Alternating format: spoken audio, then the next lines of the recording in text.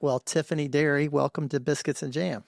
Thank you. Thanks for having me. So, where am I reaching you right now? I am at home, so in Dallas, Texas. I am glad to be home and in the restaurants this week for sure. Have you been traveling a bunch? I do. I travel a lot. I probably travel every other week for sure. Yeah. But this is like an actual 10 days home, which is not as much as rare. It's rare now. So now I want more of those days. I'm fixing my schedule to be able to be a little home, a little more. Well, you seem relaxed and in a good place, so that's good. That's what home feels like. Tiffany, I want to say just at the top that we're excited to have you come into Illumination Charleston this year, which is Southern Living's kind of kickoff to the holidays, and we do it in Charleston, South Carolina, and it's going to be a fun weekend and a fun lineup, and we're so excited to have you on board. No, thanks for having me. I'm excited too. I love South Carolina, so it's going to be a good time. It's a great place to be, and but you never know whether it's going to be 30 degrees or 80 degrees. So be ready.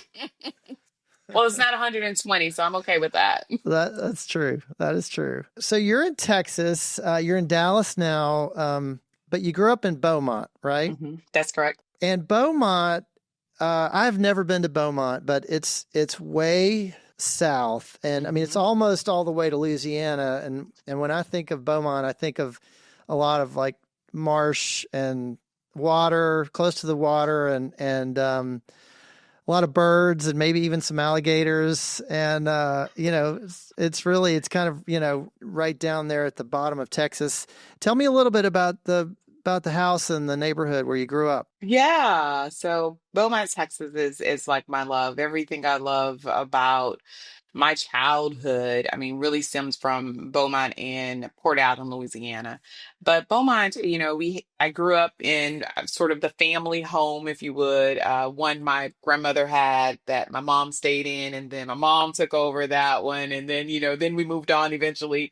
I ended up getting our own home. Not a lot of water in my particular area. There's a port, obviously, and it's funny that like now as an older person, I'm looking at sort of the map, and I can definitely see that there's water near Beaumont. We never did anything in the water.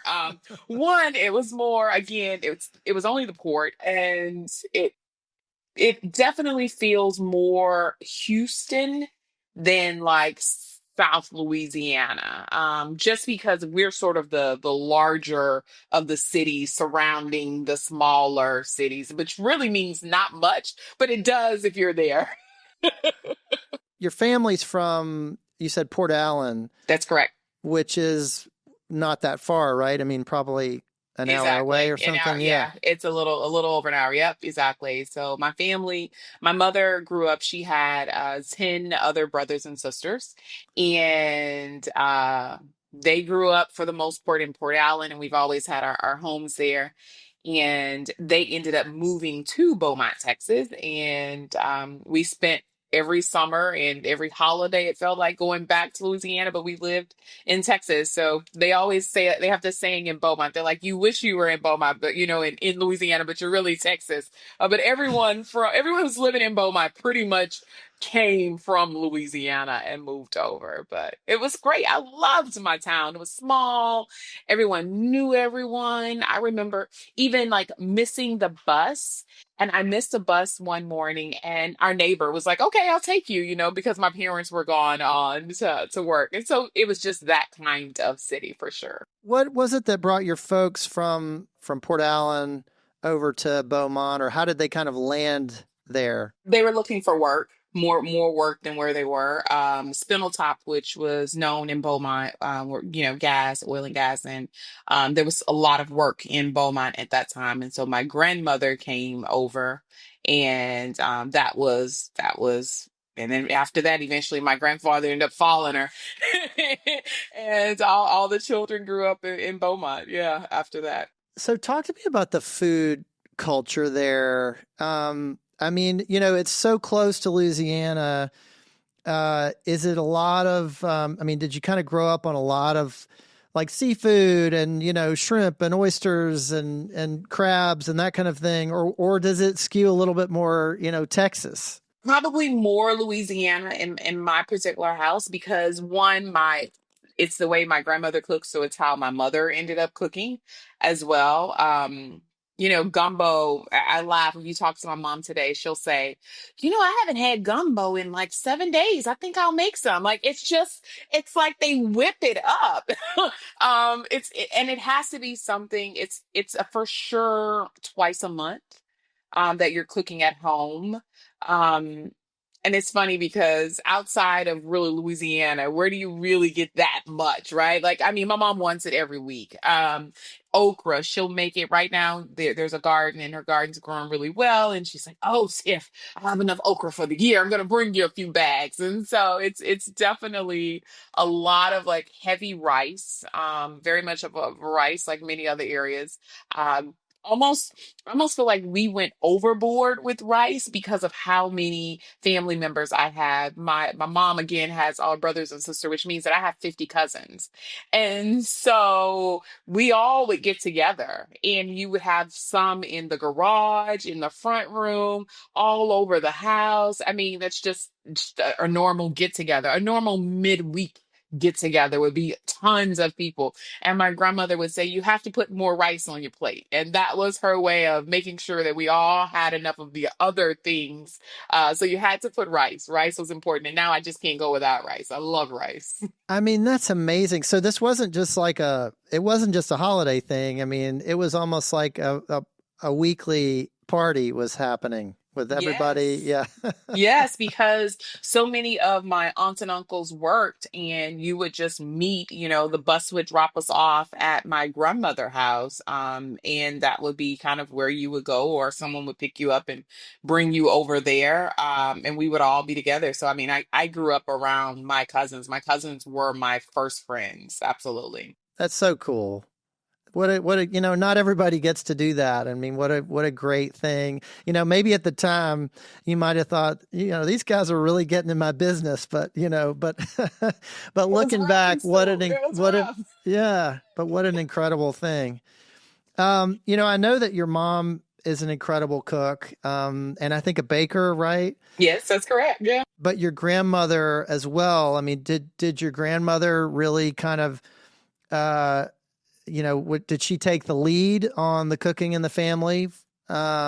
Or did she really teach your mom a lot about kind of how to cook? I mean, most of what my mom learned, she learned from my grandmother. But what made my mother's food different was my mom did hair. And so she would go to work and someone would bring her some food and she would ask them, how did they prepare it? I remember her coming home after having menudo for the first time and making it at home. And we don't know what we're eating. We're like, it's good. And so, I mean, she was very, very adventurous from an early age that I can remember. But the way it kind of worked was all of my family cooks. So it's not just my mom. My mom is probably the most different and probably she does the most non-Southern cooking. But everyone else cooks because my grandmother worked. And so everybody had to pick up the guys bake, they make rolls. There's no specific roles in who does what. Your dad is a musician, is that Mhm. right? That's correct. Yeah, plays saxophone. And what about his role on the cooking side of things? He's really more of a talker. Well, He'll get the grill somebody's got to going. do the talking. Yeah. It's funny, Sid, you would love it. So, my dad plays saxophone, and kid you not, every holiday that saxophone's coming out in our garage, it is set up. He has microphones, he has speakers. He was part of a band, and so they would come practice, and you would like there is some entertainment aspect to a family get together. People sing. I'm not the singer, but there are other members who do, and so it just turns into fun somehow. There's gonna always be a saxophone and a mic, though. That is so cool. Well, I mean, you're on Biscuits and Jam here, so we might need to have your dad on Biscuits and Jam. He would love Yeah. it. Well, and it's so much of what we talk about on this podcast is food and music and how they go together, particularly in the South. And I love hearing, a firsthand account of that. Yeah, it's always been a big part of who we are as a family. Even at home, if I'm at home, I'm gonna turn on some music, right? I'm just gonna be doing cooking, enjoying myself, singing, dancing. That singing is only meant for bathroom and kitchen. That's just the only place it'll be, though. Nobody else needs to hear it No other one than else that. wants Yeah. to hear it. So Tiffany, just thinking about food and music also, I've heard you mention that the church was a big part of your life. And I'm curious, what did that look like for you and particularly on the food front? Was that kind of a scene for big, I don't know, Sunday dinners or that kind of thing? Or was there a lot of overlap between the worship and the food? It's funny. So my grandfather was the pastor and built the church that we went to. Then my Really? dad became the pastor of that church many, many years later. So my Wow. mom and dad are both still at the church and co-pastor at the church. So I have always been in church. Yeah, I guess We so. we have always been the family there, and that meant that we went for Bible study, for choir practice, for women ministry. We were always there. In fact, there were play areas that we had within that only I feel like the family really knows. And so there would always be some type of food, simply because one, we're probably going to be there for a while.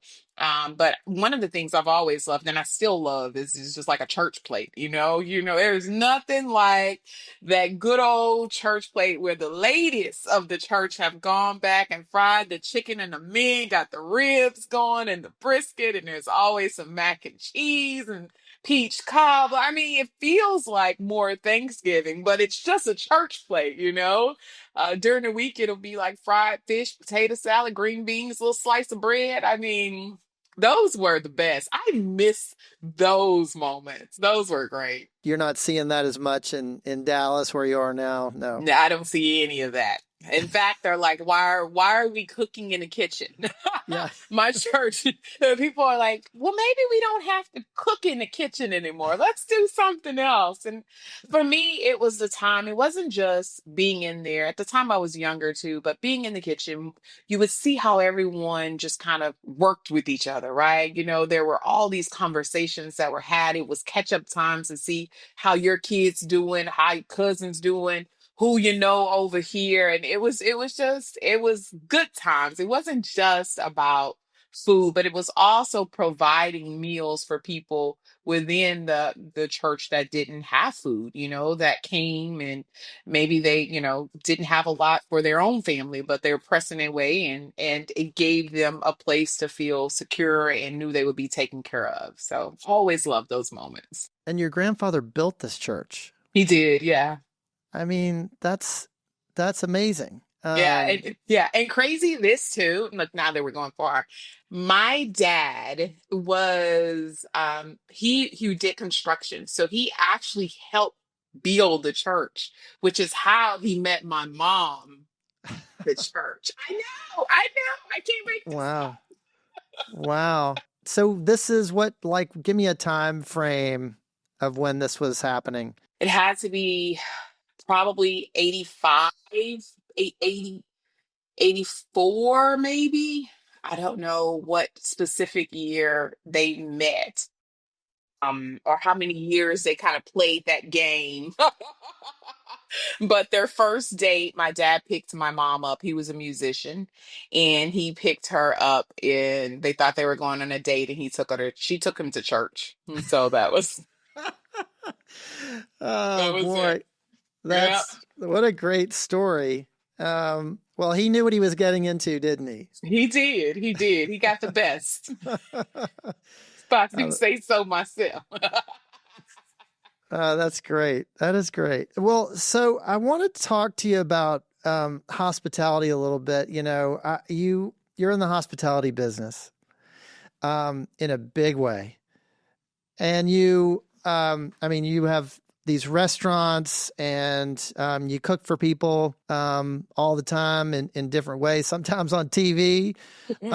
But in your restaurants in particular, you're taking care of people and you're making them feel welcome. And I think about your mom and your grandmother cooking for these huge groups of people. You must have taken some things away from that. I mean, learning how to host a crowd and how to, have people in your home and how to make them feel comfortable. What are some things that you kind of picked up on from them?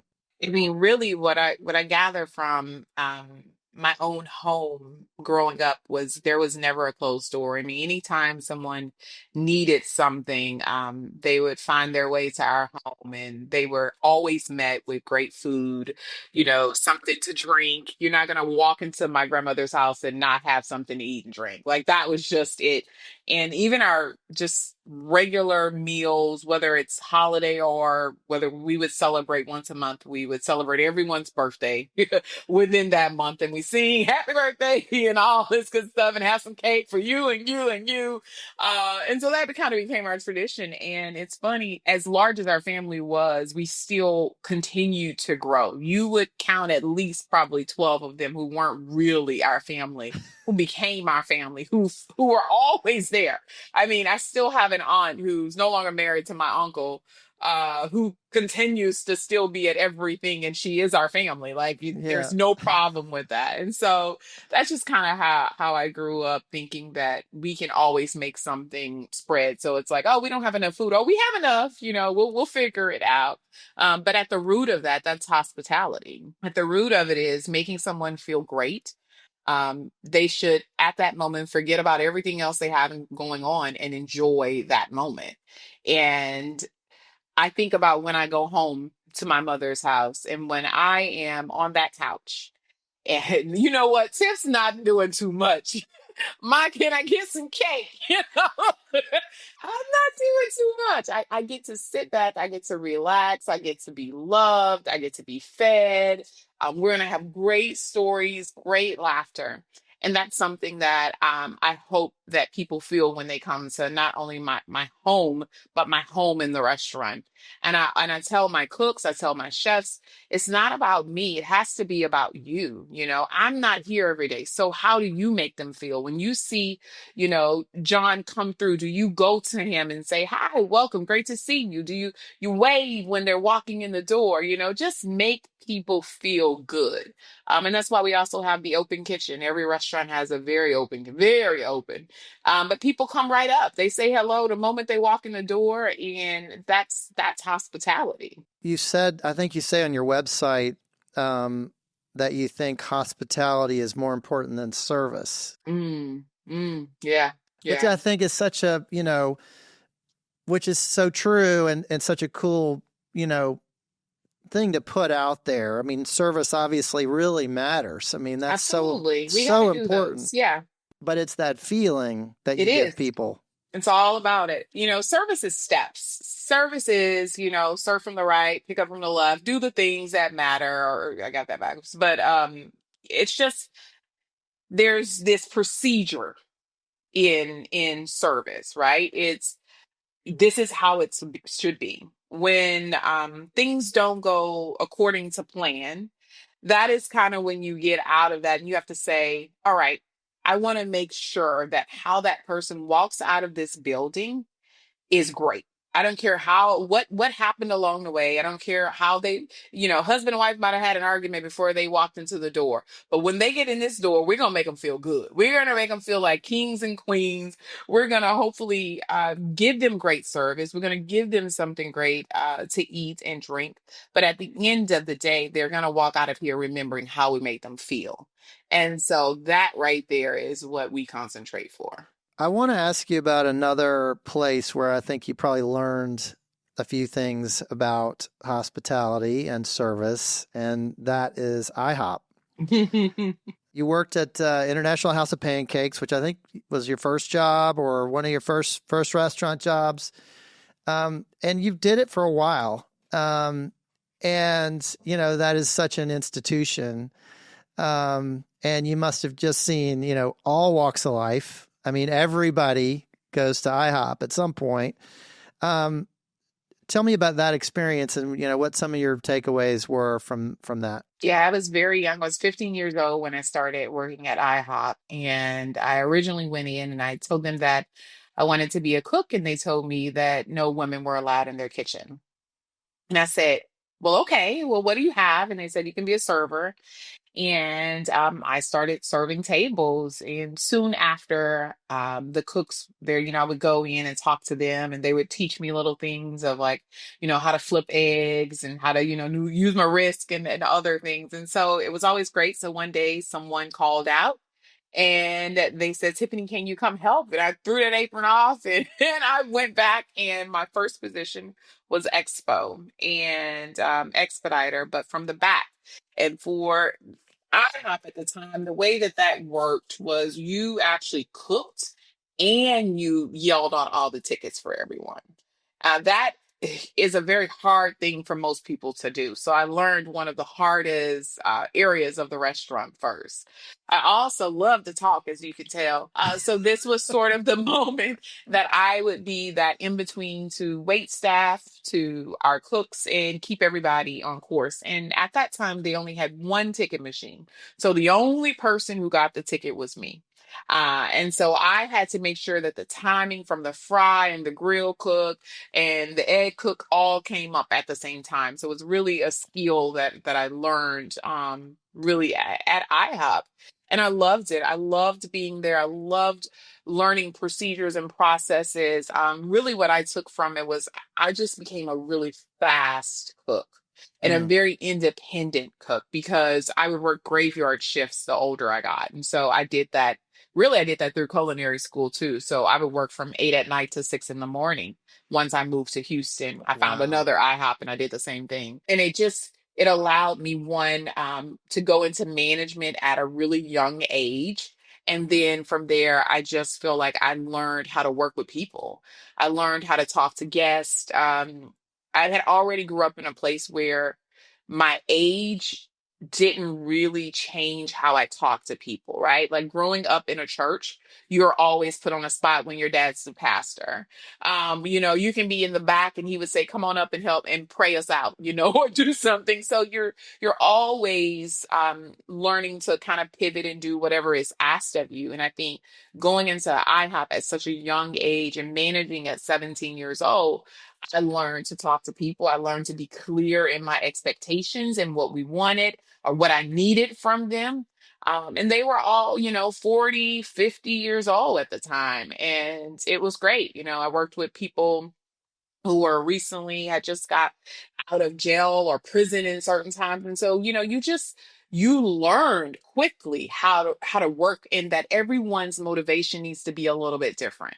So though we may manage in one way, but the way that comes out needs to be a little bit different. And so I learned that early on. I mean, it sounds like incredible training for what you do now, even though it's just at a, completely different level, but just to, so much of it is, and I think so much of the restaurant business and life is just dealing with people. Mhm. And, to be thrown into that at 15 or 16 and have to learn that on the fly, really had to be quite an experience.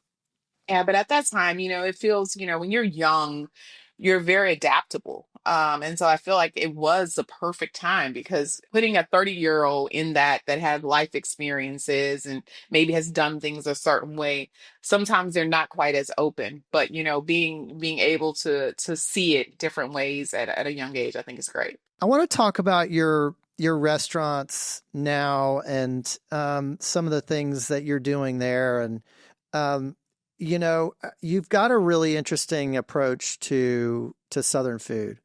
I mean, you come from this really just such a rich background, surrounded by cooks, all these, what sound like, amazing meals, with gosh knows how many, different dishes flying around. Also the, coming from, that Louisiana background and all the flavors there. But then you've also traveled a ton, Mhm. and brought back flavors from and ideas from your travels into your cooking. And I'm just curious about that process, and what you've kind of learned through some of your travels, and how you've brought that into your cooking. Yeah, no, when I was in culinary school, they were taking this trip to France at the time. And I didn't know where I wanted to live, but as you read all the books at that time, it was all about French cooking, and everyone had a story of of really working their way through in France and not knowing the language and hard lifing it out. And so I thought, maybe that's what I have to do. But I went and I learned so much, and it sort of put this fire in me to get out of country once a year. And as I was sitting there in France, I said, I want to do this once a year for myself, and I want to travel the world. And I would work two jobs to be able to go. I've kept that up since I was 19 years old. And I always go somewhere. I learn the food, the culture, ingredients. And what my travel has shown me is that we're so much more alike. Kimchi looks so different. But if you really pull that back, it's fermentation and it's preserving. And it reminds It's me. pickling. Yeah, right. Exactly. Yeah. So I'm like, okay, this is familiar to me, just a little bit different. Maybe, flavors may be a little different for different things, but um I just love, I mean, even like the idea of like rice, right? Rice in Asia and rice and like all of these things that I see in correlation to how I grew up. um, I just started loving it, and it became this thing. I had to go. I had to see somewhere else. I had to, and then it gets hard because I love places, and then I want to go back. It's like Thailand. I've been 6 times. Like gosh, and then I want to go again this year. I'm like, okay, Tiffany, relax. Basically, I needed a place. I felt because I grew up on Southern cuisine, and then I traveled all over the world, and I would work for these different companies. I just felt like I didn't have a true outlet to cook the foods that I wanted to cook. I don't cook straight Southern. I have a lot of other profiles to the food that I like. And so to me, I needed a place to do that. And I wanted to do it for myself and mine. So that's why Root Southern Table feels a little different. Our story isn't straight. Our story isn't only, in between the lines. When you think about the African diaspora of like where people went and how they cooked and why they cooked the way they cook, I wanted to tell that story, not just the one little story, right? And so that's how Roots was created. When you look over the menu, yeah, you see cornbread, hot water cornbread and greens, and you see gumbo, but you also see the beautiful produce of Texas and what that has to do and what the Gulf that we have, whether it's, we do a flounder dish now that has an epi spice seasoning with a tamarind sauce. Feels a little Asian, feels a little Caribbean. But that's the thing I learned. It's like there's so much correlation between Asia and the Caribbeans with coconut milk and scotch bonnets and tamarind and like the herbs and like all of that. And so always tell my chefs, just make sure it makes sense. Know the story you're telling through the food before you put it out on the menu. Is there a place that you've been that really reminds you in a strong way of the South, or even of Texas, or Beaumont? There's nowhere like home. No, there's nowhere. There's nowhere like home. I think there are pieces of things, right? So, I took a trip to Vietnam. I took a group to Vietnam a couple years ago, and we were in this really small town. And I don't know why this town just took my heart. And I was like, I'm walking down the street and the people are sitting like on the porch kind of area and they're waving at me. I'm waving at them. I don't know them. They don't know me. And, and we walk into the restaurant and we're just greeted with such great hospitality. And it's like those kind of moments remind me of home. in a very different place. And so, yeah, it's always like, pieces of something. But I walked away and I was like, I could stay here for months. I like this place. Well, I want to bring it back home for a second and ask you about something very Southern, and that's fried chicken. So you've got a place called Roots Chicken Shack. I'm wondering if you can just tell me the kind of the origin story for your fried chicken recipe. I mean, that's such a, there's a lot of competition out there on the fried chicken front. So if you're gonna do that, and especially someone who's as much of a perfectionist as you gotta you gotta do it right. And you got to do it a little bit different, and you got to make yours the best. So how did you kind of land on that signature recipe? We went so many years without ever putting a fried chicken on the menu. I knew that if I put this chicken on, it has to be the best. I can't come half stepping it. It has to be consistent.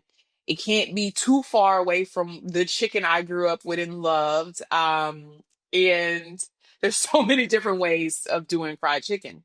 And I just wanted to, one, just honor the way we cook chicken, which is a very simple chicken recipe, more so with the flavors and the brining and just making sure you buy a great chicken. And then that trip to France, the duck fat French fries, like it never left me. Like all of those years, it never left me. And I went, what happens if I put chicken in duck fat? And my God, it was delicious.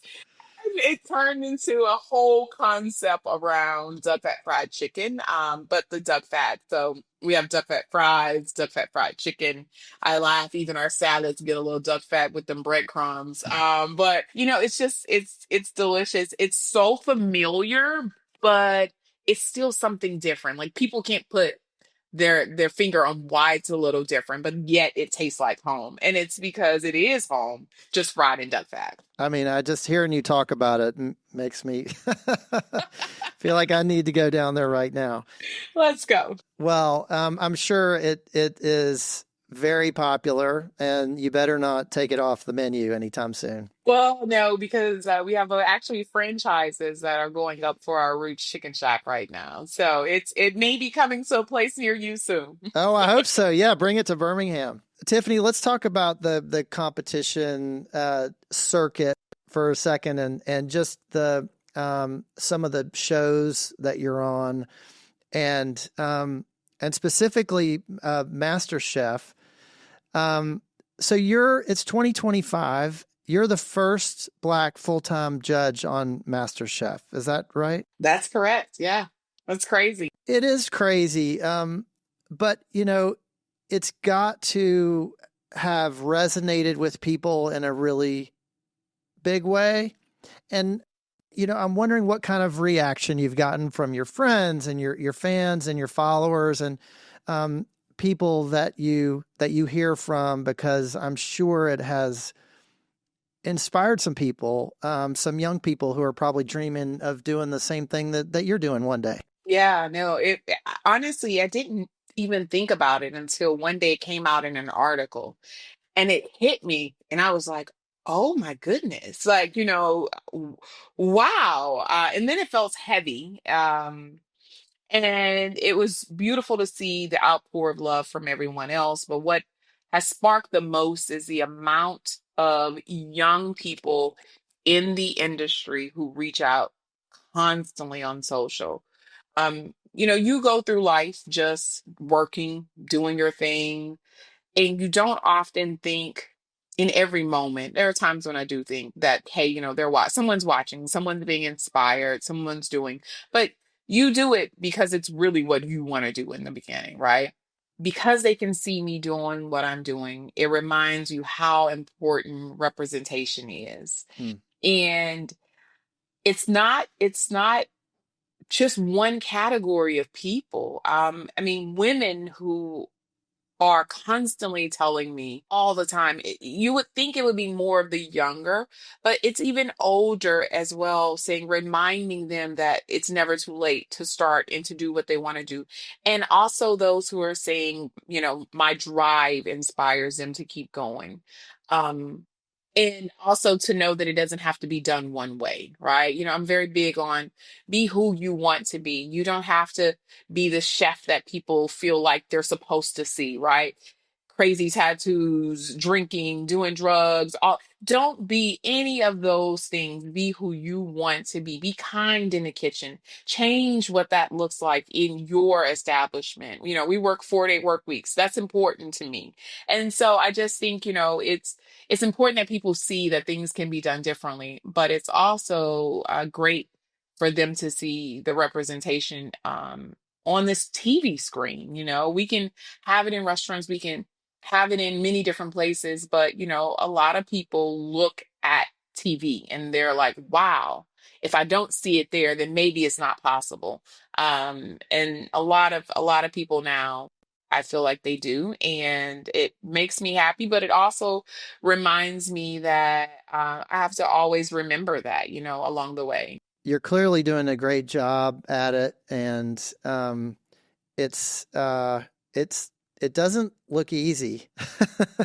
And it also it's you're in a position now that is very different from being a competitor. I mean, now you're in the judge's chair.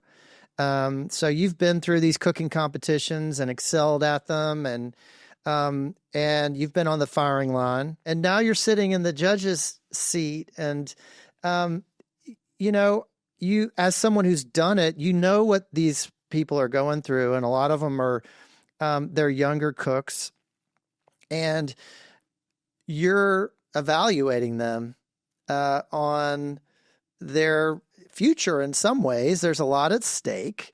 So what's going through your mind, when you're evaluating the work of some of these young cooks who are trying to make a career out of this? One, I'm always fair. But I always want them to walk away with more than what they had. So I want them to understand, one, where we feel the mistake was made, and what to do to correct that. So to me, it's how you leave it. It always has to be like, if I'm going to be strong in my opinion and in my critique, I need you to understand why this holds more weight. And if I am saying it, that means that everyone is really saying it as well. And so often I'm giving them advice if they just listen. It's hard because we're emotional people half the time. Some of them are all the time. But if you could just listen and get past the I'm not attacking you.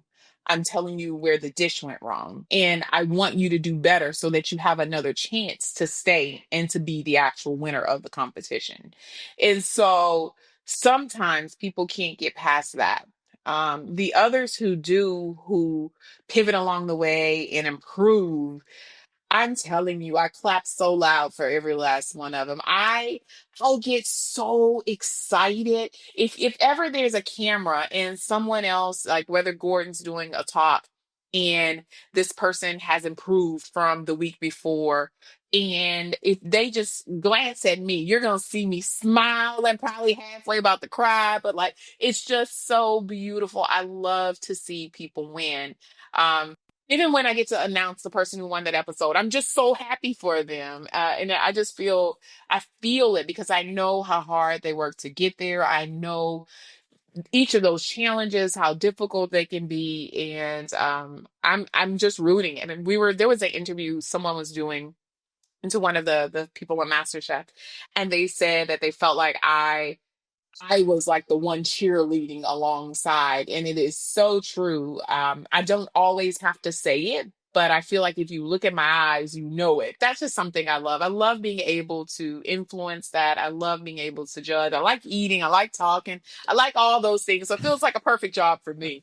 But I just think sometimes we need a little something different. Sometimes it's tough love. Sometimes it's understanding. Sometimes I go over and I say, hey, you need to get it together. You're on your way out. You need Yeah. to pull it together today. And they pull it together. And I think if I wouldn't have said it that way, maybe they would have kept doing the same thing they were doing. So I just think, it's just great. And it's great to have a female, chef speaking and talking, because sometimes we notice things a little bit different as well. Yeah, sure. Well, it's not you make it sound like not so much being a judge as being a teacher. It is. Another of your spinning plates is that you've got this food festival. You have so many things going on. This one is coming up. It's called the Chef Food and Wine Festival. I think, is this your second year? It's my second year, bigger and better.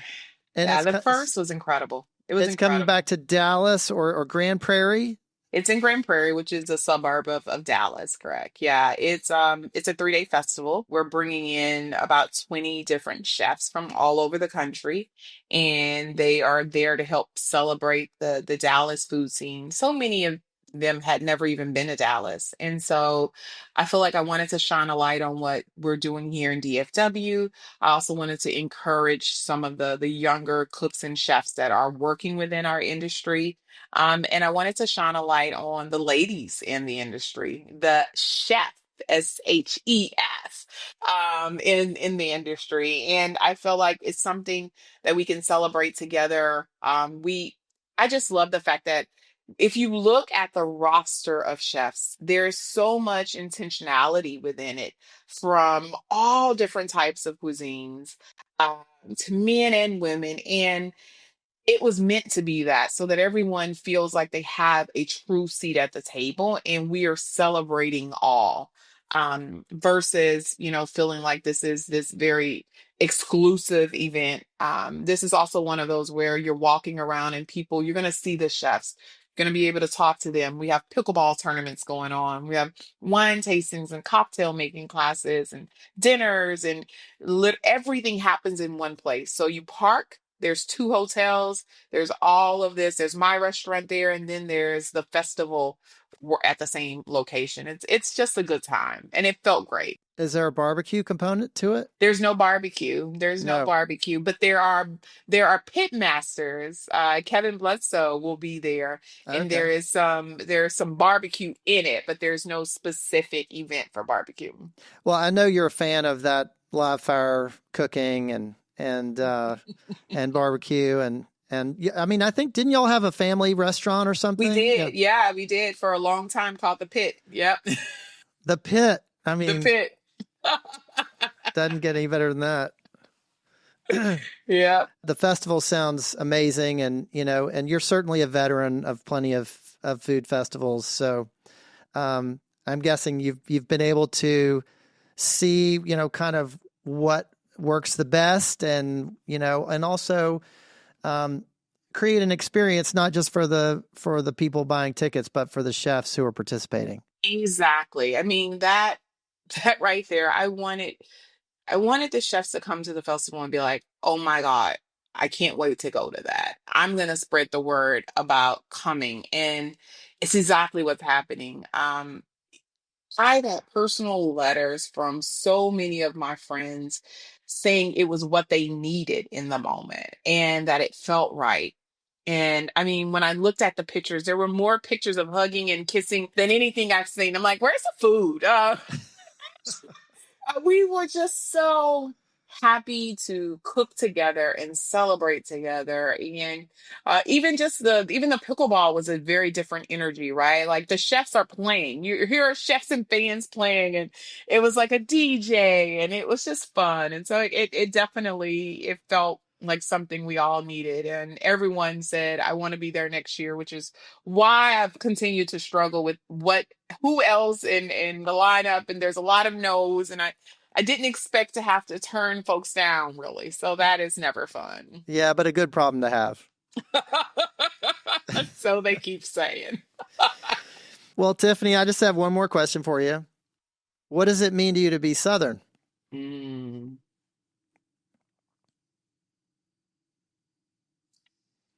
Oh, that's a good one. I just had like 5 things pop in my head. Southern feels true, authentic. Um, and I take that in a few different ways. I think about the true first cuisine of America is Southern, if you ask me. And I think about hospitality and true hospitality. I think about who we are as people, who are from the South. It's something we're so proud of. I'm Southern, I'm South, I'm from the South, and it feels true and authentic. That's what it means to me. Well, that sounds true to me. Tiffany Derry, thanks so much for being on Biscuits and Jam. Thank you.